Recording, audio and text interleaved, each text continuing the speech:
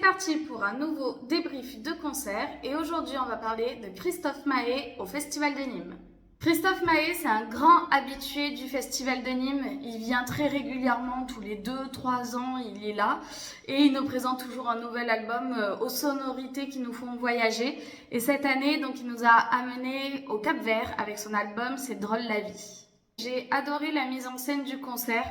On avait au milieu de la scène un espèce de petite barre de plage avec des grands luminaires tout en osier. C'était super beau, c'était vraiment une ambiance bord de plage. Il y avait tous les musiciens assis sur des petites chaises en bois, des tapis par terre et tout ça. C'était super beau, on est de suite rentré dans l'univers de Christophe Maé et de ce nouvel album. Après, évidemment, il a joué ses chansons du dernier album de C'est drôle la vie. Donc, il a commencé avec Les Bougies. On a eu après plusieurs chansons de l'album. Bien sûr, on a retrouvé la chanteuse capverdienne Sezani pour l'accompagner sur la chanson Pays des merveilles sur laquelle ils chantent ensemble. Elle a une voix magnifique, elle aussi, elle est vraiment belle. Elle a une belle présence sur scène.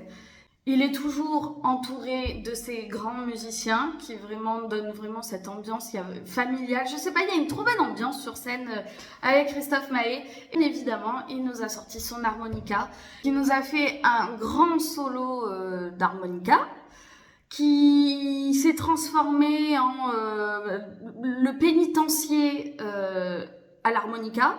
Avec, il a un peu chanté le pénitencier de Johnny. Et c'est une de mes chansons préférées de Johnny et c'est une de mes chansons préférées de manière générale. Et je suis un peu dégoûtée parce que je voulais la filmer pour la mettre dans cette vidéo. J'ai sorti le téléphone, mais pour vous filmer ce passage, j'ai oublié d'appuyer sur enregistrer. Donc c'était magnifique. J'adore aller voir Christophe Maé en concert. Vraiment, à chaque fois, c'est un plaisir de le retrouver. Il a une énergie folle. Ses musiciens sont top. Et puis, ce que j'aime beaucoup, c'est que vu qu'il apporte toujours de nouvelles sonorités à ses albums en fonction de ses voyages, même les vieilles chansons, les On s'attache, Parce qu'on ne sait jamais, Belle demoiselle et tout ça, quand il les rejoue toujours d'une manière différente. Donc, on va jamais les voir de la même manière en concert. Et c'est pour ça que j'adore toujours aller voir Christophe Maé en concert. Et donc s'il repasse d'ici 2 ans, j'y retournerai sans hésiter. Et puis en plus de ça, je trouve qu'il est très très proche de son public. Il donne beaucoup sur scène, il donne beaucoup de sa personne. Et alors là, il s'est offert un tour des arènes dans les gradins.